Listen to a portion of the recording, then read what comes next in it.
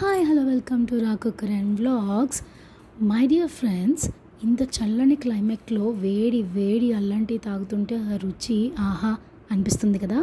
So నేను నా స్టైల్లో చేసే అల్లం టీ మీ అందరి కోసం ఈరోజు చేసి చూపిస్తున్నాను. అండ్ అల్లం టీ అనేది అందరూ తాగేదే, అందరికీ తెలిసిందే. కాకపోతే ఒక్కొక్కళ్ళ స్టైల్ ఆఫ్ మేకింగ్ ఒక్కొక్కలా ఉంటుంది కాబట్టి నేను ఫస్ట్ ఎప్పుడు నీళ్ళు బాగా మరిగేదాకా వెయిట్ చేసిన తర్వాతే అల్లం అనేది పూర్తిగా దంచుకొని అందులో వేసుకుంటాను.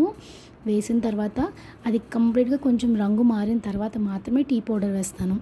ఇక్కడ మీరు చూస్తే మొత్తం టోటల్ అల్లం అంతా దాంట్లో ఇన్ఫ్యూజ్ అయిపోయిందనమాట.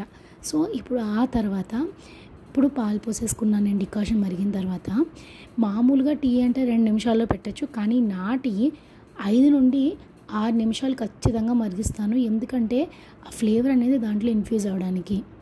మీకు వేరే మెథడ్స్లో కనుక అల్లం టీ పెట్టడం తెలుసుంటే నాతో షేర్ చేయండి. Thank you so much for watching.